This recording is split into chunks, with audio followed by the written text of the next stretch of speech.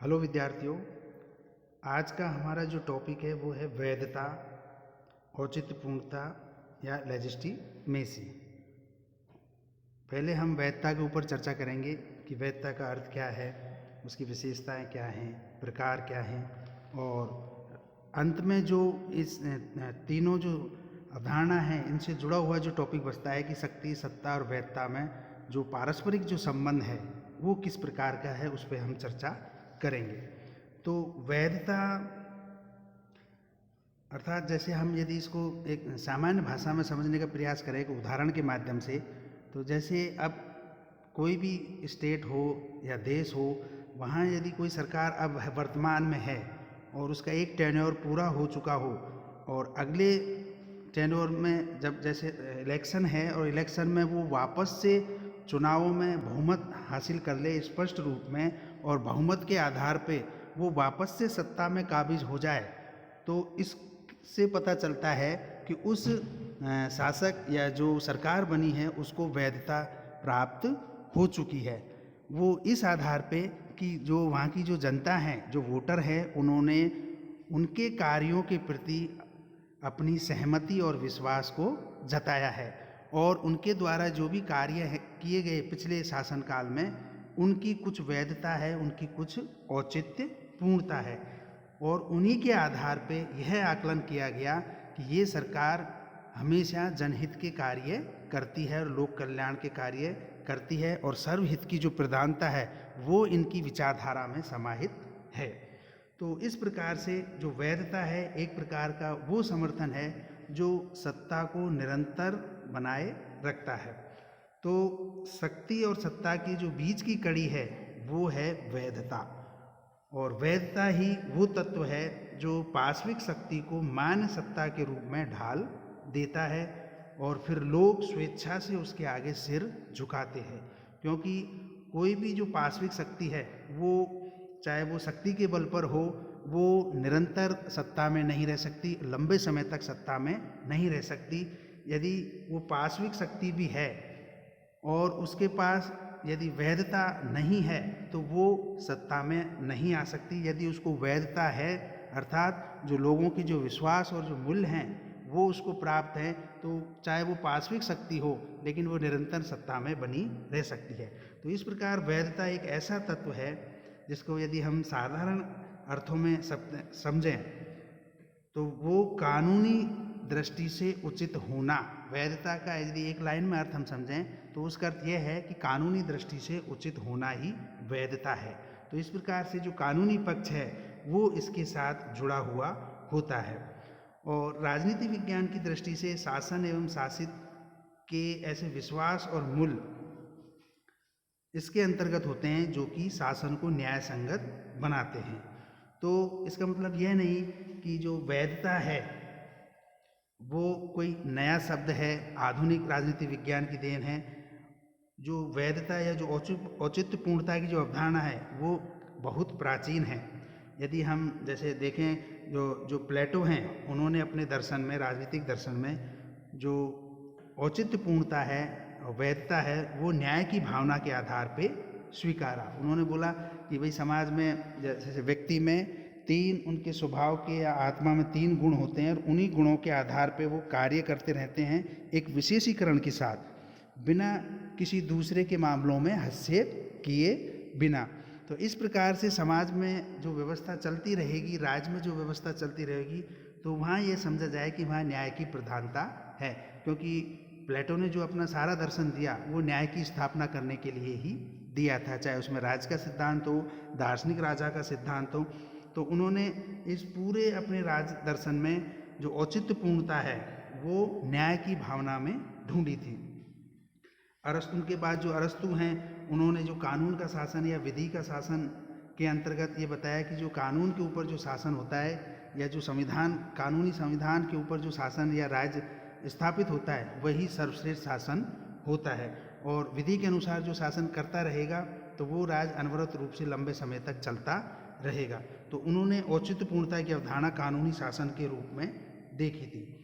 उसके बाद यदि हम मध्य युग में आते हैं तो जो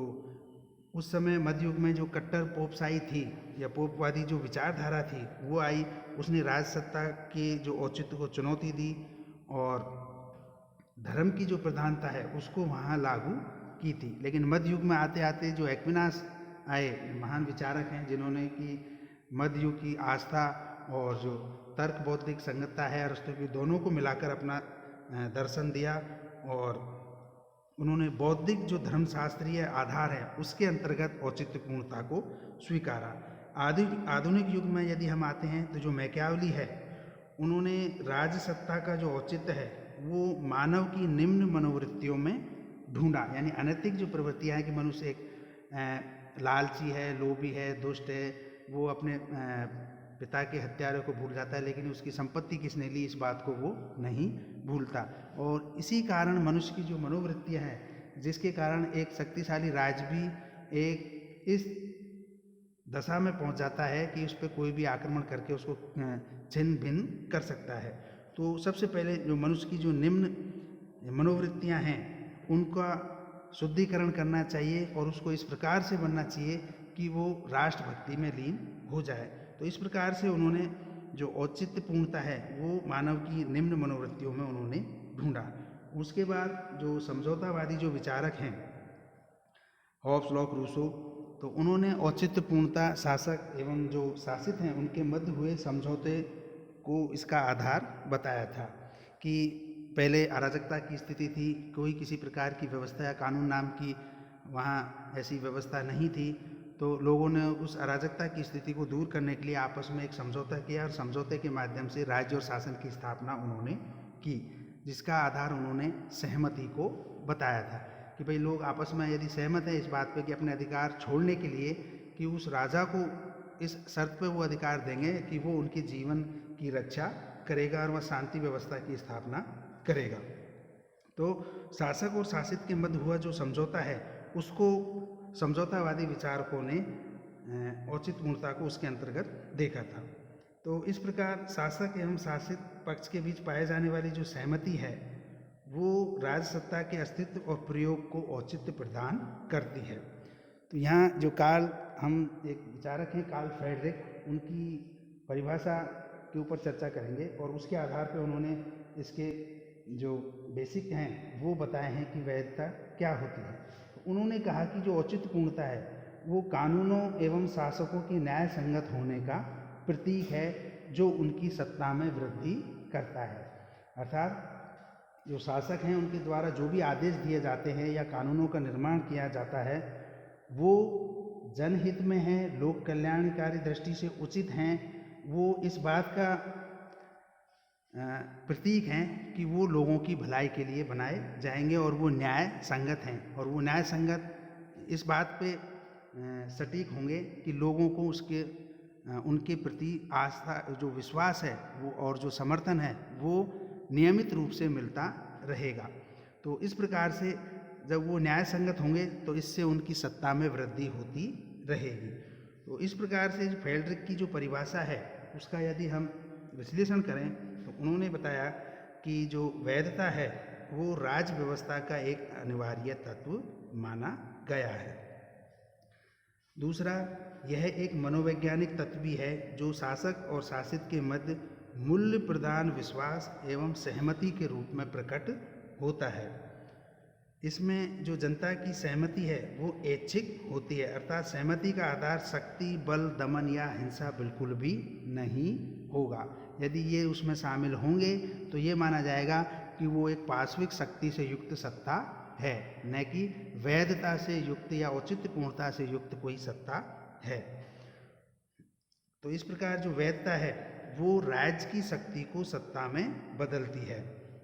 और राज्य व्यवस्था को न्याय संगत बनाती है और न्याय संगत बनाकर उसे स्थायित्व प्रदान करती है। यदि हम इसके स्रोतों के ऊपर चर्चा करें तो परंपरा, संविधान, विधि संगत जो कानून है, चमत्कार हैं, विचारधारा है, वो सब इसके स्रोत माने जाते हैं। परंपरा यानी जो भी रीति रिवाज, परंपरा, जो विश्वास, मूल्य हैं जो कि पौराणिक समय से चले आ रहे हैं और लोगों को उनमें आस्था है, विश्वास है, उनको वो सर्वमान और सही मानते हुए उनका वो पालन करते हैं और सत्ता को समर्थन देते रहते हैं, तो वो सत्ता अपने जो काल या समय में हमेशा वृद्धि करती रहती है। तो इस प्रकार की जो औचित्यपूर्णता है वो हमें राजतंत्र या राजसत्ता में देखने को मिलती है। संविधान या वृद्धि संगत कानून, जैसा कि हम यदि भारत का उदाहरण लें तो 150 वर्ष की गुलामी के बाद हमने स्वतंत्रता प्राप्त की और उसके बाद हमने एक आदर्श संविधान, जो कि विश्व का सबसे बड़ा संविधान है,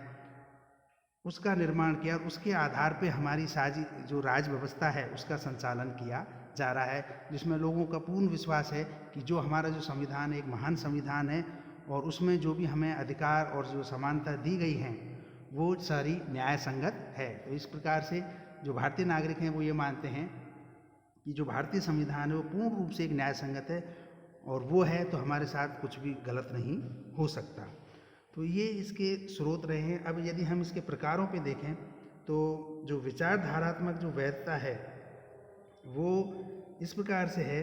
कि जो राजनीतिक विचार है तो अपने से संबंधित जो राजनीतिक व्यवस्था को जो निश्चित उद्देश्य, मूल्य और कार्यक्रम प्रदान करती है एक विचारधारा, तो आवश्यक संगठन एवं उपायों का भी वो निर्देश प्रदान करती हैं कि विचारधारा के अनुसार यदि इस प्रकार की विचारधारा है, उदार विचारधारा है जिसमें सर्वहित की प्रधानता है, तो लोग उसमें अपना विश्वास और जो समर्थन उसको प्रदान करते हैं कि इस प्रकार, और उस विचारधारा के आधार पर कोई सत्ता अपने कार्यक्रमों का संचालन करती है तो लोग यकीनन उसमें अपना विश्वास और समर्थन उसके प्रति जाहिर करते हैं। दूसरा, संरचनात्मक वैधता। जैसे राज्य व्यवस्था में अनेक संरचनाएं होती हैं जिनके निश्चित उद्देश्य, मूल्य और कार्यक्रम होते हैं और वो सभी कार्य जनता की भलाई के लिए किए जाते हैं, जिनमें जनता अपना विश्वास हमेशा जाहिर करती है। तीसरा, व्यक्तिक जो वैधता है ये हमें वहाँ देखने मिलती है जहाँ सत्ता पर काबिज कोई भी व्यक्ति जिसके नेतृत्व की जो गुण हैं और उसकी जो क्षमता है वो इतने विलक्षण होते हैं कि जिनसे लोग हमेशा प्रभावित होते हैं और जो न्यायपूर्ण एवं नैतिक होने के कारण हमेशा जनता उनमें अपना विश्वास जताती है और इस प्रकार से उसकी जो औचित्यपूर्णता है उनको वो हमेशा स्वीकार करती है। तो ये इसके एक प्रकार हुए। अब यदि हम इसकी जो प्रकृति या लक्षण या विशेषताओं के बारे में देखें तो अब तक का जो हमने विश्लेषण किया उसके आधार पर हम कह सकते हैं, पहला कि जो वैधता है वो एक व्यक्तिनिष्ठ नहीं होकर के विश्वासनिष्ठ होती है, अर्थात वैधता किसी पद में धारण नहीं करती, बल्कि वैधता का जो आधार है वो जनता का वो विश्वास होता है जिसके प्रति जनता उस सत्ता के प्रति अपना जो सहमति है वो उसको प्रदान करती है और जो सत्ताधारी है वो उसके आधार पर ही अपने पद के अनुरूप आचरण या उचित आचरण करता है जिससे कि जनता की भलाई होती है। तो ये व्यक्तिनिष्ठ न होकर विश्वासनिष्ठ होती है। अगला, वैधता एक मानकीय आवश्यकता होती है, अर्थात वैधता वह साधन है जो यह प्रमाणित करती है कि जो राज व्यवस्था है वो उन्हीं मूल्यों पर आधारित है जिन्हें जनता उचित मानती है। तो एक प्रकार से राज व्यवस्था को जनता द्वारा दिया प्रमाणीकरण या गारंटी के रूप में वैधता वह साधन है जो उनकी प्रासंगिकता को सुनिश्चित करती है। अगला, जो वैधता है उसके द्वारा शक्ति को सत्ता में परिवर्तित किया जाता है, क्योंकि वैधता के बिना जो शक्ति है वो केवल बल के रूप में प्रकट होती है। जब शक्ति को वैधता प्राप्त हो जाती है तो वह स्वतः ही सत्ता में परिवर्तित हो जाती है, जो कि प्रमुख आधार है उसको अपनी नियमित रूप में वृद्धि करने के लिए। वैधता, अगला, जैसे इसका एक प्रमुख लक्षण यह भी है कि जो वैधता है वो सत्ता को स्थायित्व प्रदान करती है, क्योंकि जैसे जैसे सत्ता जनता की भलाई के लिए या उनके विकास के लिए कार्य करती है जो कि लोक कल्याण पर आधारित रहते हैं, तो वैसे वैसे ही जो वैधता है जो कि जनता द्वारा प्रदान की जाती है सत्ता को, तो उससे सत्ता अपना स्थायित्व ग्रहण करती है और अनवरत रूप से या नियमित रूप से सत्ता में वापसी के लिए वो आती रहती है। और अंतिम रूप में जो इसका लक्षण या प्रकृति है वो यह है कि जो वैधता का आधार है वो एक विस्तृत सामाजिक स्वीकृति है। जैसा कि हमने शुरू में चर्चा की कि ये कोई व्यक्तिनिष्ठ नहीं है, विश्वासनिष्ठ है, तो उसी प्रकार इसका जो विस्तृत आधार है वो है सामाजिक स्वीकृति। तो लोकतंत्र के विकास के साथ ही यह विचार प्रबल हुआ कि जैसे जैसे लोकतंत्र आप जानते हो कि जनता के लिए शासन, जिसमें हमेशा सर्वहित की प्रधानता रहती है और जनता की भलाई के लिए ही या लोक कल्याण के कार्य ही उसमें संपादित किए जाते हैं। तो लोकतंत्र के विकास के साथ ही यह विचार प्रबल हुआ कि राज व्यवस्था की वैधता किन्हीं विशिष्ट वर्ग या अभिजन पर निर्भर नहीं करती, बल्कि उसके लिए संपूर्ण समाज की सामान्य सहमति और स्वीकृति की आवश्यकता होती है। राजनीति विज्ञान में एक टर्म चलती है विशिष्ट वर्ग या अभिजन वर्ग, जो ये मानते हैं कि कुछ लोग शासन करने के लिए पैदा हुए हैं और बाकी सब शासित होने के लिए पैदा हुए हैं। तो उस समूचे समाज और राज्य का जो भाग्य निर्भर रहता है उसी अभिजन वर्ग के पास, क्योंकि वो अपने आप को इतना गुणी और श्रेष्ठ मानते हैं कि बाकी सब अवगुणी और निकृष्ट हैं, वो शासन के कार्यों में कभी भी सहभागिता नहीं कर सकते। तो इस प्रकार से जो वैधता है वो इन अभिजन वर्गों से कभी भी मेल नहीं खाती है। क्योंकि जो वैधता है उसका संपूर्ण आधार है समाज की सामान्य सहमति। तो इस आधार पे जो विश्वास एवं जो मूल्य हैं वो वैधता के अनिवार्य तत्व माने गए हैं। तो ये वैधता थी जो कि शक्ति और जो सत्ता है उसको मान्य या कानूनी रूप से मान्य या सर्वमान्य ठहराती है। तो ये वैधता का टॉपिक हुआ आपका। अब इससे एक जुड़ा हुआ टॉपिक है जिसमें कि तीनों को आपस में इनका पारस्परिक जो संबंध है वो बताया जाता है कि शक्ति, सत्ता और वैधता में संबंध क्या है। तो हमने पहले भी इसके ऊपर चर्चा की कि जैसे कि जो शक्ति की जो भूमिका है वो सबसे प्रभावशाली सिद्ध तब होती है जब शक्ति केवल बल प्रयोग का साधन नहीं रह जाती, जबकि वो वैधता के साथ जुड़कर सत्ता का आधिकारिक सत्ता का रूप धारण करती है। और उस आधिकारिक सत्ता के लिए या उसके स्थायित्व के लिए वैधता का होना आवश्यक होता है। तो सत्ता किसी व्यक्ति, संस्था, नियम या आदेश का ऐसा गुण या क्षमता है जिसके सही मानकर या प्रमाणिक मानकर उसके निर्देशों का पालन किया जाता है, और वो इस आधार पर किया जाता है क्योंकि उसके दो प्रमुख घटक होते हैं, शक्ति और वैधता। तो इस प्रकार से यदि हम देखें तो जो शक्ति है वो क्या है, एक क्षमता और योग्यता, और सत्ता क्या है, निर्णय लेने व आदेश देने की उच्च शक्ति, और जो वैधता है वो दोनों के बीच की प्रमुख कड़ी है जो उनको स्थायित्व प्रदान करती है और तीनों को आपस में जोड़े रखती है। तो इस प्रकार से जो शक्ति है वो एक मनोवैज्ञानिक प्रभाव है, वहीं वैधता शासक एवं शासित के विश्वास और मूल्य है, और जो सत्ता है वो ऐसा तत्व है जो कि सहमति पर आधारित होता है। तो यदि हम तीनों का अलग अलग एक तत्व के रूप में देखें तो जो शक्ति है वो एक भौतिक तत्व है जो कि साधन के रूप में मानी जाती है। जहाँ भी शांति व्यवस्था को कोई खतरा होता है, उसका सही रूप में संचालन करना हो तो फिर वो शक्ति एक साधन के रूप में काम में ली जाती है। और जो वैधता है वो एक नैतिक तत्व है जो कि विश्वास और मूल्यों पर आधारित रहता है। वहीं जब ये दोनों तत्व सत्ता के साथ आकर जुड़ते हैं तो सत्ता एक वैधानिक तत्व बन जाता है, जो कि ऐसा संस्था या व्यक्ति में वो शक्ति समाहित हो जाती है जो कानूनी रूप से सर्वमान्य हो, और उसके द्वारा दिए गए जो भी आदेश है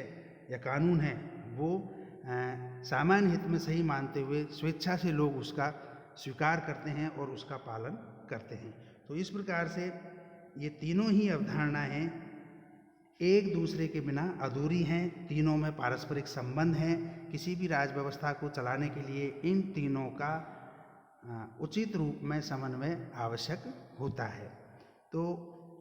शक्ति, सत्ता, वैधता का ये पारस्परिक संबंध माना गया है। आज के लिए इतना ही। धन्यवाद।